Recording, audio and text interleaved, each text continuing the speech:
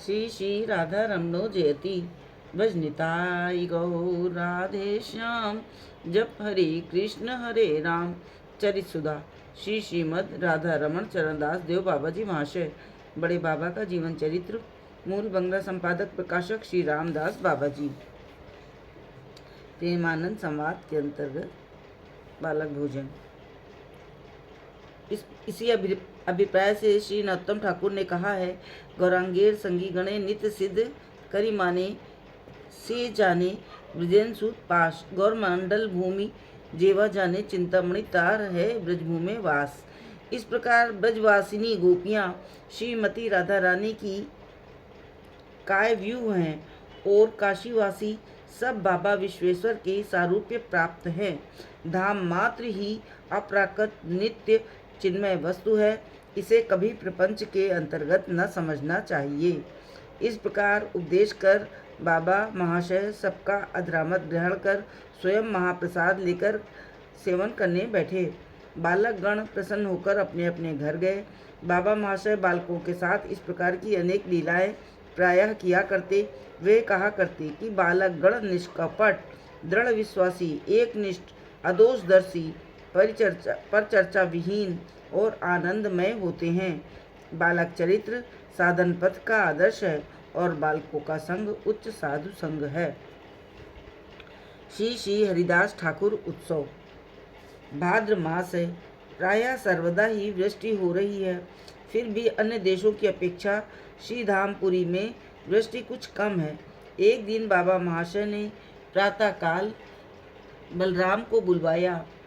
हम पहले ही कह चुके हैं कि बलराम मानो गौड़ लीला के वाणीनाथ पट्टनायक हैं। ऑफिस जाना तो नाम मात्र का है। सदा बाबा महाशय तथा उनके परिकरों के आदेश पालन में तत्पर रहते हैं।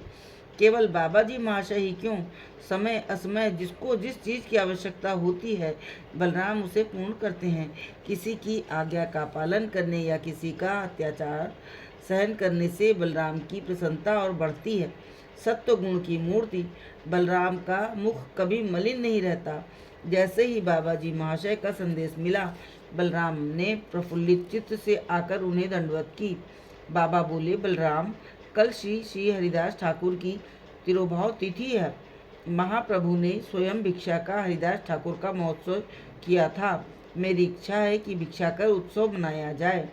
बलराम ने कहा, जो आज्ञा, आप आश्रम में रहें। मैं गोविंद दादा और नवदीप दादा को लेकर भिक्षा को जाता हूँ। बाबा महाशय बोले, नहीं, उस तरह से भिक्षा न होगी, नाम लेकर जाना होगा। चलो इसी समय चले। ये कहकर वे उठ पड़े और साथ में 2 खोल और 10-12 जोड़ा करताल लेकर बाहर निकले। बाबा महाशय के कंधे पर झूला और मुख पर हरि नाम है। आगे आगे नृत्य करते हुए एक एक घर के दरवाजे पर कुछ समय रुककर चले जा रहे हैं। बलराम रास्ते में सबको बतलाते जा रहे हैं कि श्री श्री हरिदास ठाकुर के उत्सव के लिए भिक्षा हो रही है।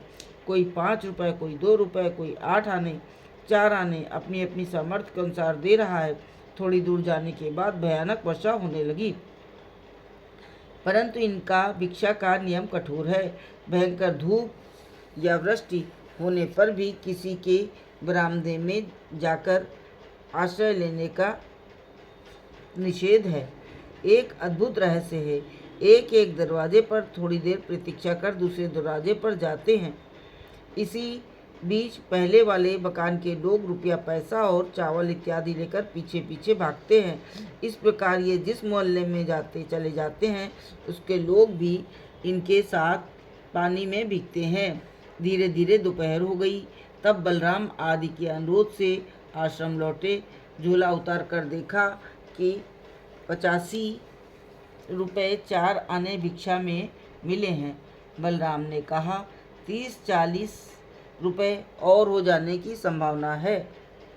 बाबा जी, देखो, जगन्नाथ जी और समाधि स्थान के तीनों प्रभुओं के भोग की किस प्रकार व्यवस्था करनी होगी, इसका कुछ हिसाब कर लेना चाहिए।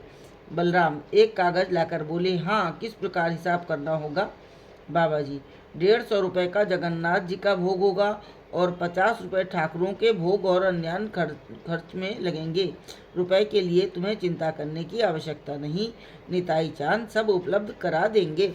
इस प्रकार बंदोबस्त कर बलराम को विदा किया और स्वयं यथासमय प्रसाद ग्रहण कर विश्राम किया। शिवदास नामक एक भक्त विशेष उद्योगी और कार्यक्षम थे। बाबा महाशय अनेक बार बलराम की सहायता के लिए शिबू को नियुक्त कर दिया करते थे। सवेरा होने से पहले ही शिबूदास को बुलाकर कहा, देख शिबू, आज हरिदास ठाकुर का उत्सव है। बलराम के साथ रहकर उत्सव ठीक तरह संपन्न हो ऐसा प्रयत्न करना। सभी वैष्णवों को निमंत्रण देना। समाजबाड़ी के तीनों ठाकुरों के भोग की व्यवस्था के लिए भी जिस जिस वस्तु की आवश्यकता हो उसे एकत्र करना। आज्ञा पाते ही शिबू परमानंदपूर्वक सब व्यवस्था करने लगे। संध्या समय बाबा जी महाशय कीर्तन के साथ कचहरी के रास्ते से बाहर निकले। धीरे धीरे बहुत लोग साथ हो लिए। भाद्र मास की शुक्ल चतुर्दशी है।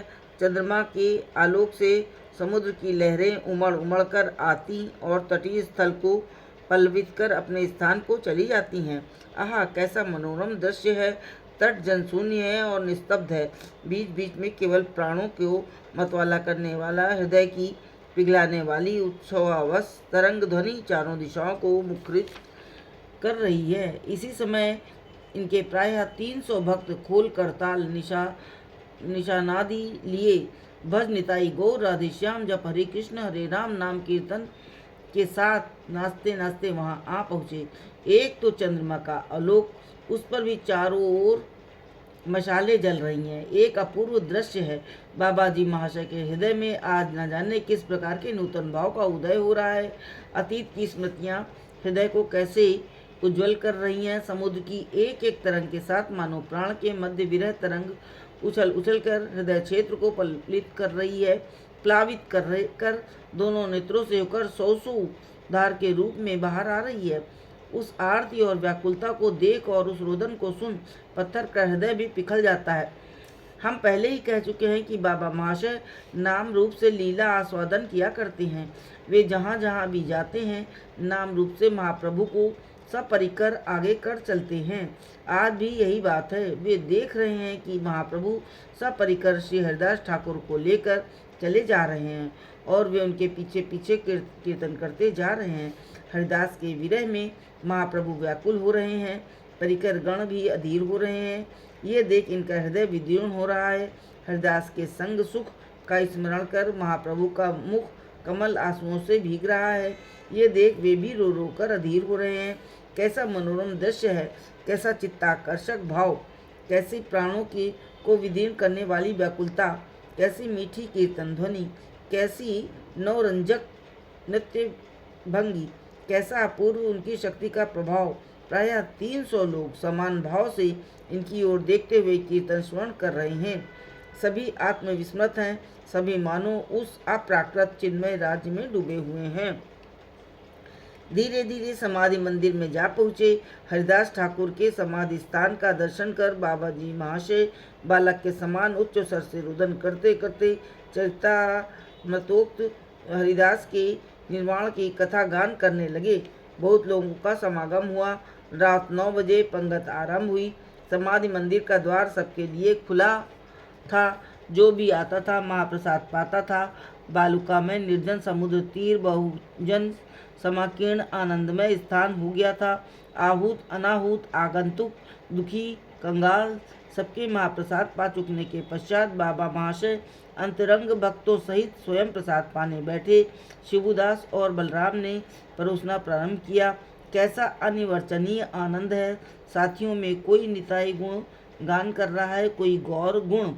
बीच बीच में बाबा जी महाशय जलद गंभीर निनाद से चारों दिशाएं कंपित कर एक एक ध्वनि कर रहे हैं। सब प्रेम में मतवाले होकर निताई गौरांग की जय बोल रहे हैं।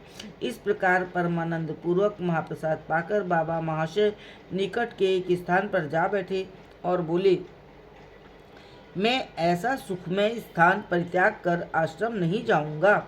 ये सुन गोविंद दादा ने उनके सोने के लिए बालुका द्वारा सिर, बाह और पैरों के लिए तकिए प्रस्तुत कर उनके ऊपर अपनी चादर बिछा दी। बाबा महाशय उस पर लेट गए और उनके चारों ओर सब बैठकर कोई हाथ, कोई पांव, कोई कटी कक्ष दबाने लगे। संगी गण परस्पर नाना रूप क्रीड़ा कौतुक करने लगे। इस प्रकार रात्रि प्रायः शेष होने पर सबने विश्राम किया।